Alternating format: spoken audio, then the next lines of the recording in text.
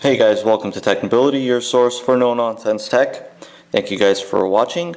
Alright, if you guys already haven't, go ahead and hit the subscribe button below. We are your source for no-nonsense tech. My name is Berj, in case you don't know who I am. And today we got a great comparison for you guys. We got the Samsung Galaxy S7 Edge against the Huawei or the Google Nexus 6P. Alright, two of my favorite phones in the market today. These two devices are absolute beasts in terms of specs, in terms of software, and overall just in terms of functionality, ease of use, in my opinion, build quality, camera quality, which we'll get into and I'll explain why I prefer the camera on one over the other, and other little tidbits, including the screen, obviously. So both of these phones are definitely high-end phones in the market today, but there's also a price difference between the two. And again, we'll get into all that in a moment. First thing I want to do is go ahead and just show you guys the phones in terms of their hardware. So you could see the S7 Edge is a very thin device, roughly about 7.7 millimeters. It's got fantastic build quality. You got the metal frame and bezel. Of course, you have the curved screen on both sides. You can see on the bottom you have the speaker grill, the micro USB port, 3.5 millimeter headphone jack. On this side you have the volume rockers. Up top you have the SIM card tray, as well as what is also now an SD card slot, something that they removed with the S6 that they actually did put back with the S7 and S7 Edge. Of course, you have the power button. You have the speaker grill and the home button, as well as the fingerprint scanner on the front. And on the back you could see this is the silver titanium model. They also have gold and black. Basically it's a black model. You can see the 12 megapixel rear camera, the rear glass, which is very sensitive. This phone in general is very sensitive, fairly expensive to repair, so you may want to get insurance or buy a case for it immediately. Of course, you have the heart rate sensor and all that for S-Health, as well as the flash. And all the other bells and whistles in terms of the build quality for this device. Again, just going to go around it here close up so you guys can see. If I could just... Alright, show you guys the phone. You can see the viewing angle's phenomenal. Just an absolutely beautiful device in terms of its hardware. Alright. So that would be the Galaxy S7 Edge, and over here you have the Huawei / Google Nexus 6P, which is also a fairly thin device. It also has a 2K resolution display. This is also AMOLED, and the Galaxy is a Super AMOLED display. Now a lot of AMOLED displays will get what's called screen burn. If you do have screen burn, meaning an image is burned into your screen, that is fixable with a new LCD. But you can see on the bottom you have the charging port, which is actually different than the micro USB, because this charging port is actually double-sided, a la the lightning port for Apple's iPhone. Nothing else on the bottom. You can see on this side you have the SIM card tray, no SD card, the 3.5 millimeter headphone jack, the volume rockers, as well as the power button. I don't know if I said that the power button's on that side. The power button and the volume rockers on the same side, which could be a little confusing for some people. You might accidentally push the volume rockers thinking that the power button, and vice versa. On the front you don't have any physical buttons. You have the back button, the home button, as well as the multitasking key, which are all baked into the screen. Of course, you have the speakers, front-facing camera. You have the rear camera on this thing, which a lot of people have been having issues with the rear camera glass cracking, so that's something that you should look out for. Now, I don't suggest putting either of these screens on their back. I know that sounds weird, or either of these phones on their back, meaning flat on their back on a flat surface, because they're very delicate. I know that's kind of hard to do, but if you have a case, you should be fine. Of course, you have the fingerprint scanner on the Nexus, which is on the back, which is super convenient, because essentially all you have to do, which in my opinion makes complete sense now that it's there, is you just have to put your finger on the back and you unlock it. Whereas with the Samsung, the fingerprint scanner is actually on the home button. So a little bit different philosophies there. Now, in terms of their specs, both are powerful devices. I'm not going to go through all of the specs. The Nexus has 3 gigs of RAM. The Galaxy has 4. The Nexus, they both have super fast processors, high-end GPUs. Again, you could watch the individual reviews for their detailed specs. Snapdragon on the S7 Edge, Exynos, and of course updated, upgraded GPUs. So in terms of hardware, they're both really phenomenal devices. Now the S7 Edge has a bigger battery. It's got a 3600 milliamp battery. So the battery on the S7 Edge is bigger than the Nexus 6P. And one thing I will say right off the bat is the battery on the S7 Edge is a lot better. It's actually a phenomenal battery, great battery life. And the Nexus 6P, I've had pretty good battery life too. Same comparison to my Note 5, which I had until recently. It's got good battery life, the Nexus does, but if you're someone who uses your phone quite a bit, constantly getting texts and phone calls and whatnot, the S7 Edge is a little bit better on battery life. For example, I'll have it charged to 100% of the day. I'll use it throughout the entire day. Like, I will be on my phone until say 5-6 p.m. and I'll still have about 40%, 50% battery life. Whereas with the Nexus 6P, I'm probably going to be around 11 to 12 to 20% by the time the afternoon rolls along. So again, if you use your phones quite a bit, if you're on social networks, if you're watching videos, if you're text messaging, making calls, checking your emails, browsing the web, the S7 Edge is going to give you better battery life, and that's one reason why the phone is a little bit thicker than last year's model as well. But yeah, it's both have good battery life, but the Edge definitely goes to the S7 Edge, no pun intended, because the battery is bigger. And I do think that in terms of software optimization, obviously stock Android, in my opinion, is a little bit better with that. But because Samsung's TouchWiz UI is a bit heavy, it has a lot of bloat on it, but it's optimized pretty well. So it's still really solid. Now, in terms of software, on the Edge you have Android 6.0.1 Marshmallow. On the Huawei or on the Nexus 6P, you also have Android 6.0.1, but the difference is on the Nexus it's stock Android, and on the Galaxy you have Samsung's TouchWiz UI. So subtle differences, but if you were to look at both of my phones, both their wallpapers respectively, they look about the same, right? And by the way, both of these phones are at 50%, so in case you're wondering what the brightness is at, they're both at 50. Let's just go ahead and put it at 100, show you guys what they look like at full brightness in comparison. Okay, you could see they're both fairly bright phones, actually very similar. The Galaxy S7 is slightly brighter.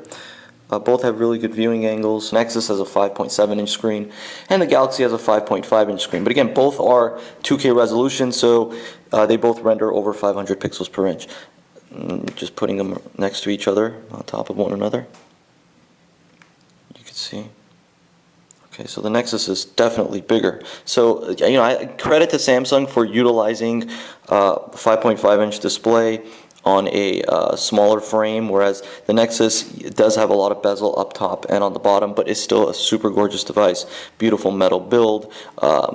Just overall a stunning device, feels good in the hand, as does the Galaxy. And one issue I have with the Galaxy is actually if you wrap your hands around the phone, you're going to end up accidentally touching icons. But they're both very responsive to your touch as well. One issue or one place where people have been critical of Android phones in the past is touch responsiveness, especially in comparison to say Windows Phone or an iPhone. But you see how it's kind of just responding to my touch without me even really actually touching anything. But you can see just in terms of responsiveness, both are super responsive phones. Okay, and of course very fast. So just opening emails, closing out of them. Okay, just opening their web browsers. You could see the dialers. Stock Android again is less bloated than Samsung's TouchWiz UI, so it's not going to be as heavy, and sometimes the Nexus is a little faster, but that's not to say that the Galaxy is not a blazing fast phone, because believe me guys, it is. Okay, so let's go ahead and again go through just looking at the software. So they both look very similar, don't they? Well, yeah, they're both running Marshmallow. They both have Google Tap, which again I can just push down on the home button here. Same thing here, and you get Google Now, Google Tap. Okay. And the thing is, the button layouts are different on these devices as well. So let me show you guys the Nexus here. You have the multitasking key, you have the home button, and you have the back button, right? Whereas with the Samsung, the back button is here, you have the home button, and you have the multitasking key. So the layout's different. I gotta get used to that, because sometimes I find myself pushing one or pushing the back button thinking it's the menu button, vice versa. So again, looking at the Nexus here, right? If we were to go to the settings, you could see the settings are fairly simple. The layout is fairly simple. Let me just go ahead and put the brightness a little bit lower here. I'll put at 55%. Okay, you can see again the settings, very simple, very simplistic. You don't have much going on, just in terms of overall functionality. It's, you know, you have your display options, your apps, users, location security, printing developer options, Android 6.0.1. So settings wise, the Nexus 6P is fairly easy to use, self-explanatory nonetheless, whereas on the Samsung it's also fairly easy to use, especially if you're accustomed to their system, but there's a lot more going on, or a little bit more going on, not a lot more, because you have themes and you have other minor features. And by the way, the Galaxy does have wireless charging, the Nexus doesn't, which is a bit disappointing to me. I thought the Nexus would have wireless charging right off the bat. Now there was an explanation to that Google gave. I don't know exactly what it is, but they didn't add wireless charging. Okay, so be it. But again, you can see the settings here, wallpaper settings, themes, so you can change the themes if you'd like. Ton of different features. Not to say you can't do that on the Nexus. You could download third-party launchers and also install and change themes. Okay, now looking at the edge of the screen, you can see how this works here, guys. So you have Tasks Edge, which you could put a variety of different tasks, take a selfie. Of course, you have your contacts or your favorites. You have a news feed, sports, quick tools, a compass. You have a calendar with all your events. You have weather, and you can add more here. You can see People's Edge, right? And you can even download more. So different edge panels, pretty cool. Like that they added that. It depends on how you feel about this. You know, you also have it on the lock screen here. So if I was to go on the lock screen, you know, again, you can see it's on the lock screen as well. And also if the screen is turned off, you could just swipe up and down, and you could see. You also get your edge. And also if your phone is flat down, which I wouldn't recommend putting it flat down because it's so delicate, the color will actually, like let's say you have a contact set to blue or orange and they call you, you'll see that color on the edge of the screen. So intuitive, definitely. You see a lot of different manufacturers now, such as BlackBerry with the Priv, basically utilizing that same edge feature. So a lot of companies are now, you know, doing the curve with the screen, and this started with the Note 4 Edge, and as we've come a long way with the S7 Edge. You know, it's definitely something that people like. No longer just a gimmick. Some people will say it is, but you know, it's selling, so people seem to like it. All right, so again, you could look at the software here with TouchWiz. You have the notification bar, fairly simple. All right, we're also going to put the brightness to about 55 here. 53, 57 is fine. Okay, you can see the notification bar. You have your toggles, which you could edit, remove, etc. All right, you have the setting. Again, you have the ability to go to your settings. It's just such a fast phone. I mean, you could see I'm using it, not putting much effort into the touch. It just kind of responds immediately to my touch. Now I want to show you guys how multitasking works on this device as well. So let's say I'm just opening a bunch of apps here, right? I was to push the multitasking key. You have multi-window, so you can add a variety of different. You can have multi-windows here opened. You can also swipe down and have them show up like this, and actually still, you know, navigate around your phone and do whatever it is that you'd like. And you can multitask. This is the true definition of multitasking. You can watch videos, browse the web. You can see there's this feature as well, which allows you to just basically take an icon and, okay, so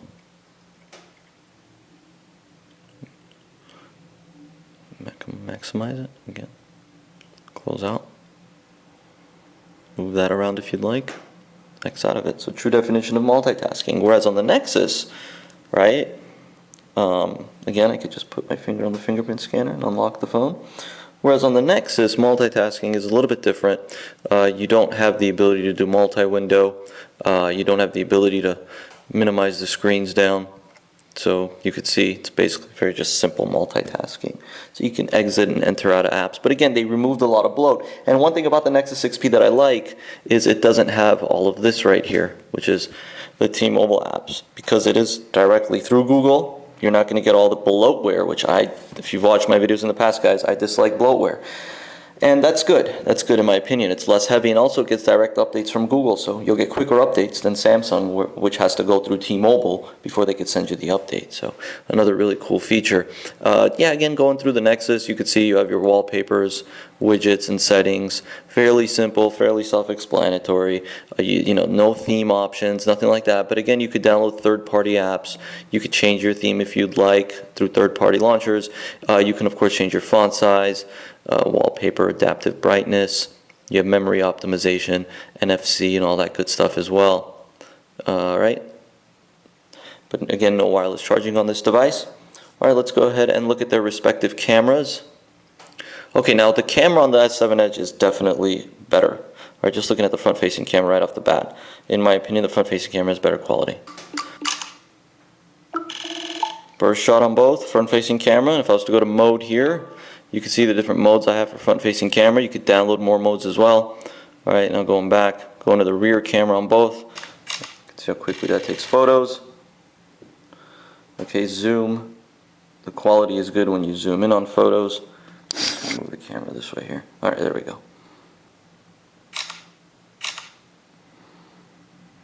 Okay, autofocus.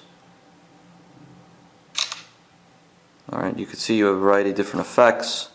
So you have different filters and effects, right? You can even download more if you'd like.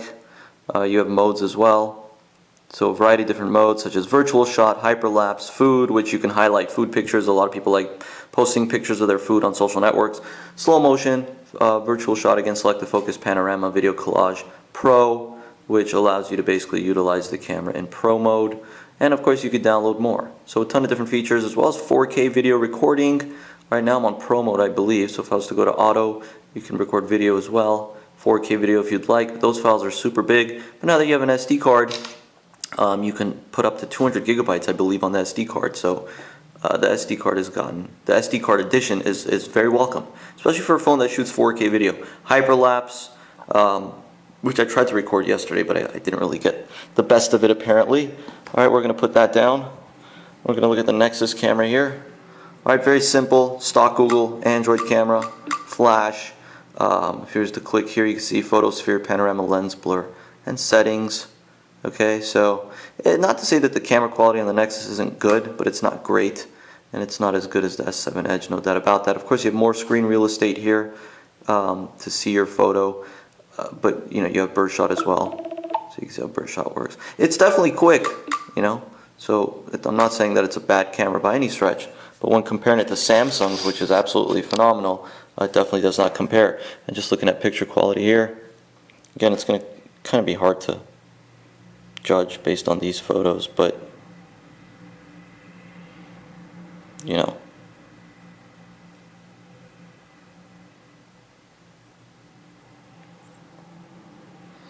And just when you're looking at photos here as well, you have the ability to edit them. You can share them, you could delete them, so you have editing options on both, which are similar. You know, again, two different versions of Android, or I'm sorry, they're both Marshmallow, but Samsung put their TouchWiz UI on it, so you can see the editing features are similar as well. And you can edit this, share it, do whatever it is you'd like with it, post it onto your social network. All right, and just looking at their respective, or before we get into the gallery actually, let me go ahead and show you guys some 1080p video with both devices. All right, we're doing 1080p video with the Samsung Galaxy S7 Edge. As you can see, I'm on my hoverboard. Okay, just gonna go around here, and we're indoors right now. All right, let's go outdoors, see how it looks in natural light. Let's go ahead and zoom in here. All right, we're at 100% zoom right now.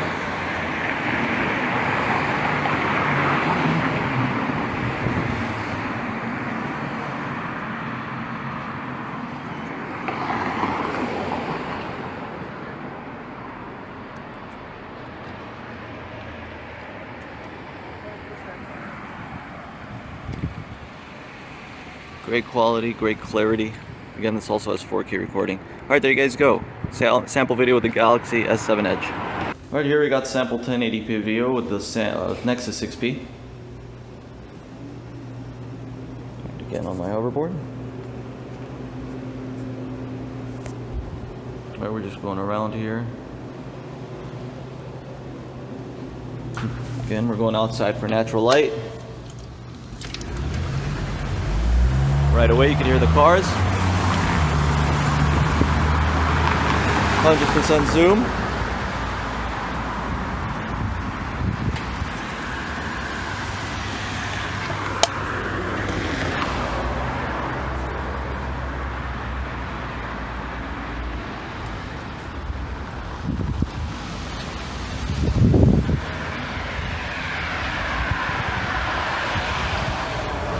Alright, there you guys go. Sample 1080p video with the Nexus 6P. Alright, so that was 1080p video with both the Nexus 6P and the Galaxy S7 Edge. As you can see, the audio and the video on the S7 Edge is definitely better in terms of video. So now if we were talking about just pure camera quality, the S7 Edge, definitely. No doubt about it. It's not even a competition. Okay, looking at their respective galleries, you can see how both of these look. You know, I get a little confused sometimes with the Nexus gallery because it takes you to Assistant, or it won't take you to your device folders right away. You know, you get used to it. Eventually you'll figure it out, but it's not as self-explanatory as I would hope it should be. There you see Nala right there, so you can see how the cameras or the galleries are created. Of course you can hide folders and all that as well. You can see you have my screenshots folder here. Okay, so I like taking pictures with the S7 Edge. It's just it feels by any stretch of imagination, it feels more natural, right? Okay, there's me with my dog. There's my girlfriend's dog. So again, respective galleries. Now with the S7 Edge, I can just simply do the multi-window and have 2 apps, or if I even wanted 3 opened at once if I minimize them down. Whereas with the Nexus, you don't get that option, right? You could just swipe out of them. Okay. Alright, taking a look at their lock screens here, you can see how both of these look. Again, you have fingerprint scanners on both of them if you want to utilize that.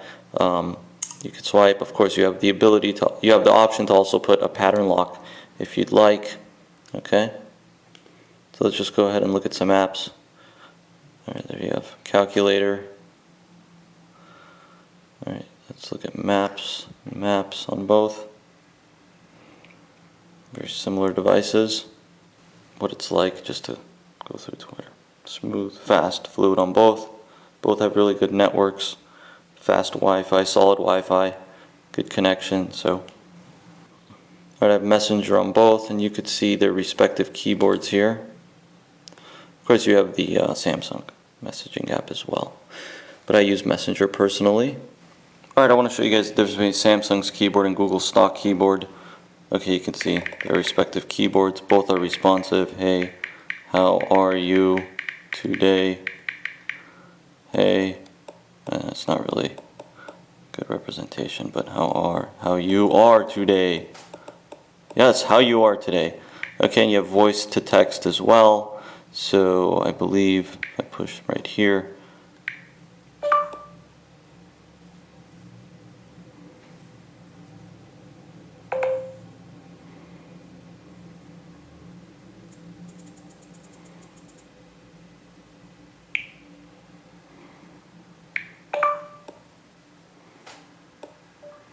Hey, how are you today? What's going on? Question mark. Do you want to do something?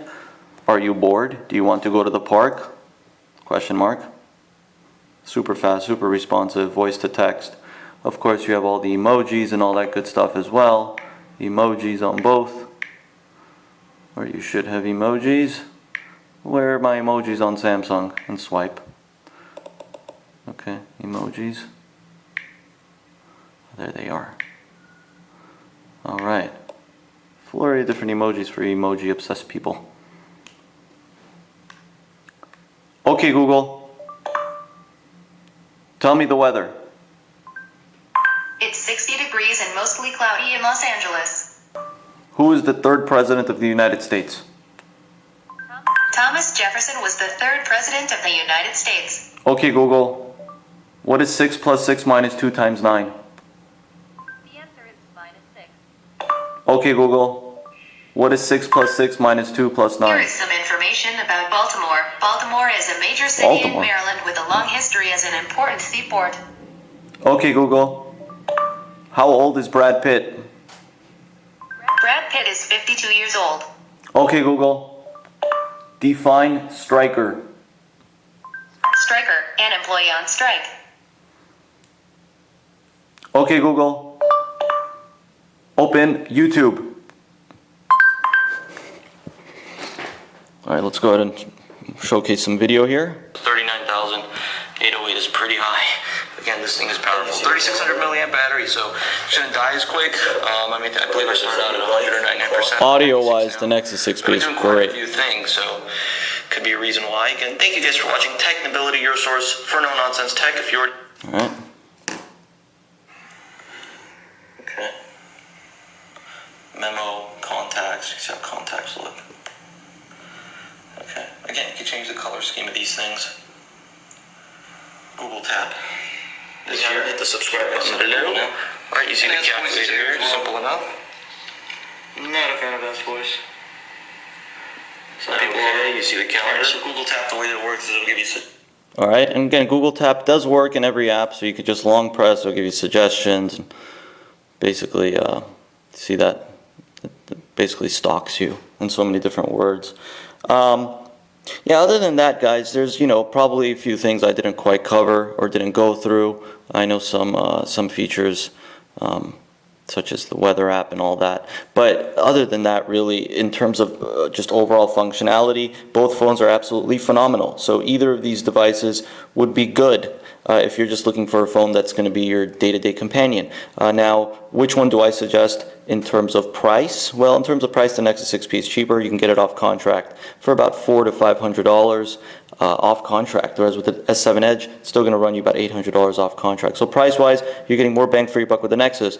But in terms, if battery life is your thing, if camera is your thing, then the S7 Edge is the phone for you. If quick updates is your thing and no bloatware, then the Nexus 6P is for you. So really, with these two devices, I don't have a clear-cut winner. I would say either or would be a fantastic choice for you. Alright, if you guys have any questions in relation to both these devices, leave them in the comment section below. Otherwise, thank you guys for watching Technibility, your source for no-nonsense tech. Don't forget to subscribe, and also we repair phones, so give us a call if you have anything that needs to be fixed. Have a good one.